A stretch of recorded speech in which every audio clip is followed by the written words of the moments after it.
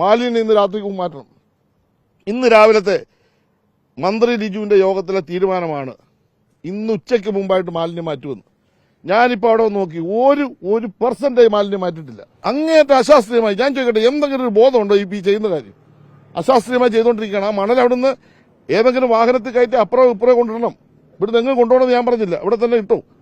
പക്ഷെ അത് വീണ്ടും കടലിലോട്ട് പോകാൻ കഴിയുന്ന തരത്തിൽ അശാസ്ത്രീയമായിട്ടാണ് ഇപ്പോൾ അവിടെ ഈ മണ്ണെടുത്തോണ്ടിരിക്കുന്നത്. അതുകൊണ്ട് അത് അടിയന്തരമായി ഇന്ന് രാത്രിക്കുള്ളിൽ പൂർത്തീകരിക്കണം. ബഹുമാനപ്പെട്ട മന്ത്രിമാരോട് വന്ന് കണ്ടു കഴിഞ്ഞു. അവർക്ക് ഇത് മനസ്സിലായിട്ടെന്ന് എനിക്ക് ഉറപ്പാണ്.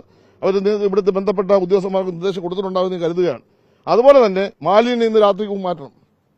ഇന്ന് രാവിലത്തെ മന്ത്രി ലിജുവിന്റെ യോഗത്തിലെ തീരുമാനമാണ് ഇന്ന് ഉച്ചയ്ക്ക് മുമ്പായിട്ട് മാലിന്യം മാറ്റുമെന്ന്. ഞാനിപ്പോൾ അവിടെ നോക്കി ഒരു പെർസെന്റേജ് മാലിന്യം മാറ്റിയിട്ടില്ല. സ്പിൽവേയിൽ അടഞ്ഞത്. ഇപ്പൊ ഇവിടെ തന്നെ നമ്മുടെ ലീഡിംഗ് ചാനലിൽ ഞാനൊരു സ്ഥലം പറയാം. ഞാനിപ്പോൾ അവിടെ വന്നപ്പോൾ ആളുകൾ പറഞ്ഞ ചെറുതല തോട്ടപ്പള്ളി ഭാഗത്ത് ഇവിടെ വിയപുരം പാണ്ടിപ്പാലം വരെയുള്ള ഭാഗത്ത് ഡ്രഡ്ജിംഗ് നേരത്തെ കഴിഞ്ഞു. ഇപ്പൊ ചെറുതല തോട്ടപ്പള്ളി ഭാഗത്ത് ഒരു കമ്പനി എന്തോ ഒരു സ്ഥാപനം കോൺട്രാക്ട് ഡ്രഡ്ജിംഗ് നടത്തുകയാണ്. കഴിഞ്ഞ 1.5 ആഴ്ചയായിട്ട് ആ ഡ്രഡ്ജിംഗ് നിർത്തിവെച്ചു. ആരാ നിർത്തിവെച്ചേ? അപ്പൊ അവിടെ വന്നപ്പോൾ വലിയ കൂന കിടക്കുന്നു മണല്. അപ്പൊ ഞാൻ ചോദിച്ചപ്പോഴാണ് ആളുകൾ പറഞ്ഞത് 1.5 ആഴ്ചയായിട്ട് പണിയേ ഇല്ല. ലീഡിംഗ് ചാനലിലെ മാലിന്യം മാറ്റി മണ്ണ് മാറ്റാതെ എങ്ങനെ വെള്ളം ഒഴുകി വരുന്നത്? അപ്പൊ ഒരു ബോധപൂർവമായി എന്തോ ഇതിനകത്ത് നടക്കുന്നുണ്ട്. അന്തർധാരയെന്ന് എനിക്കറിയില്ല. ഇത് നിങ്ങൾ കണ്ടുപിടിക്കണം. ഞാൻ ആരെയും കുറ്റപ്പെടുത്താൻ ആരെ മോശപ്പെടുത്താൻ ഉദ്ദേശിക്കുന്നത്? ജനങ്ങളുടെ ജീവൻ വെച്ച് കളിക്കരുത്. കുട്ടനാട്, അപ്പർ കുട്ടനാട്, തിരുവല്ല ഭാഗത്തെ ജനങ്ങൾ പൊറുതിമുട്ടി. വീട്ടിൽ താമസിക്കാൻ പറ്റുന്നില്ല.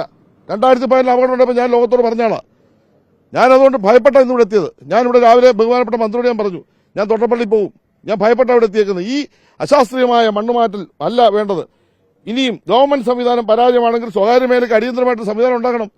പണം കൊടുത്ത നല്ല കോൺട്രാക്ടർമാർ, മിഷണറി സംവിധാനം കേരളത്തിലുണ്ട്. അവർ വന്നാൽ മിനിറ്റ് കൊണ്ട്, മണിക്കൂർ കൊണ്ട് അവർ മാറ്റി ഞങ്ങളെ രക്ഷിക്കണം. ഞാൻ അഭ്യർത്ഥിക്കുകയാണ്, കേരളത്തിലെ ഗവൺമെന്റിനോട് അഭ്യർത്ഥിക്കുകയാണ്. വലിയ വില അല്ലെങ്കിൽ നിങ്ങൾ കൊടുക്കേണ്ടി വരുമെന്ന കാര്യം ഞാൻ പറയാൻ ആഗ്രഹിക്കുകയാണ്.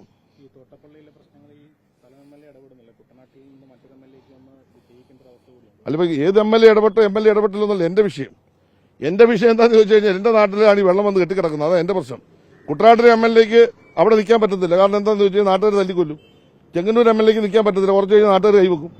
തിരുവല്ല MLAക്ക് തല്ലി കിട്ടും, ഉറപ്പല്ലേ? കാരണം ജനങ്ങളെ ജയിപ്പിച്ചു പോയില്ലേ? ജയിപ്പിച്ചവർ വിലക്കകത്ത് കയറി കിടക്കാൻ പറ്റാത്ത അവസ്ഥ വന്നാൽ തല്ലി കിട്ടത്തില്ലേ? ഇതുവരെ കുഴപ്പമൊന്നുമില്ല. എല്ലാ സ്ഥലത്തും പോകുമ്പോൾ ഭയങ്കര സ്നേഹമാണ്. സാറപ്പം വന്നതൊക്കെ ചോദിച്ചു, ഭക്ഷണം കഴിച്ചോന്ന് ചോദിച്ചു, വളരെ സന്തോഷത്തിലാണ്. പക്ഷേ ഇന്ന് മുതൽ സംഭവം മാറും. അവരറിയുന്നില്ലല്ലോ. ഇവിടെ തടഞ്ഞു വെച്ചേക്കുമെന്ന് അവരറിയുന്നില്ലല്ലോ. ഞങ്ങളുടെ നാട്ടിലെ അവർക്കറിയില്ലല്ലോ. തോട്ടപ്പള്ളി പൊഴി മുറിക്കാത്തതുകൊണ്ടാണ് ഞങ്ങൾ ഈ വെള്ളത്തിൽ കിടക്കുന്നതെന്ന്. അടിച്ചു കയറിക്കൊണ്ടിരിക്കുക. നിങ്ങൾ അങ്ങോട്ട് വാ. ചെന്നിത്തല മുഴുവൻ വെള്ളത്തിലായി, പാണ്ടനാട് മുഴുവൻ വെള്ളത്തിലായി, തിരുവനന്തപുരം മുഴുവൻ വെള്ളത്തിലായി. മഴ പെയ്താൽ പൂർണ്ണമായ അപകടമാണ്. കാരണം വേറൊരു പ്രശ്നമുണ്ട്. പെട്ടെന്ന് സ്പീഡിൽ വന്ന വെള്ളം കുറച്ച് താന്നു കഴിഞ്ഞപ്പോൾ ആൾക്ക് ആശങ്ക മാറി. അപ്പോൾ ക്യാമ്പിലേക്കോ മറ്റു സ്ഥലത്തോ ആൾ മാറുന്നില്ല. ഇപ്പൊ എന്താ പ്രശ്നം? ഭക്ഷ്യവസ്തുക്കളെല്ലാം തീർന്നു, വെള്ളം കിട്ടുന്നില്ല. കാരണം ഇന്ന് മാറും നാളെ മാറും വെള്ളം ഇറങ്ങുന്നുള്ള പ്രതീക്ഷ, ആ പ്രതീക്ഷ ഇപ്പം നഷ്ടപ്പെട്ടു ഇതിനോടുകൂടി. അതുകൊണ്ട് ആരെ എന്തിടപെട്ടെന്നുള്ളതിലെ പ്രശ്നം നമുക്ക് ജനങ്ങളുടെ പ്രശ്നമാണ്. ഒരു രാഷ്ട്രീയവും ഞാൻ പറയുന്നില്ല, ഒരു രാഷ്ട്രീയ കാര്യത്തിലില്ല. രാഷ്ട്രീയം ഒന്നും ഞങ്ങളാരും നോക്കിയിട്ടില്ല. ഇവിടുത്തെ ബഹുമാനപ്പെട്ട ഭരണകക്ഷിയുടെ ഭാഗത്തു നിന്നുള്ള മന്ത്രിമാർക്കെല്ലാം അറിയാം, ആ നേതാക്കന്മാർക്കറിയാം. ഞങ്ങളെല്ലാവരും പ്രത്യേകിച്ച് ആലപ്പുഴ ജില്ലയിൽ ഉള്ള ഞങ്ങൾ 3 ജനപ്രതിനിധികളും ആത്മാർത്ഥമായി MLAമാർ ഗവൺമെന്റിന്റെ പ്രവർത്തനത്തോടൊപ്പം നിൽക്കുന്നത്. ഞങ്ങളുടെ കൂടെയുള്ള ഗ്രാമപഞ്ചായത്ത്, ബ്ലോക്ക് പഞ്ചായത്ത്, ജില്ലാ പഞ്ചായത്ത് എല്ലാം ഒരു തരത്തിലും ഒരു പരാമർശം പോലും ഞങ്ങൾ നടത്തിയിട്ടില്ല.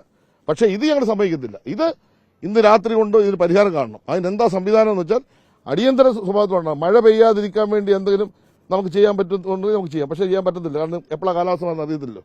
മഴ പെയ്താൽ ചെങ്ങന്നൂരിലെ അതുപോലെ തന്നെ തിരുവല്ലയിലെയും കുട്ടനാട്ടിലെ ജനങ്ങൾ ഏറ്റവും വലിയ ഭീകരാവസ്ഥയായിരിക്കും ഇന്നും നാളെ മറ്റും നേരിടാൻ പോകുന്നത്.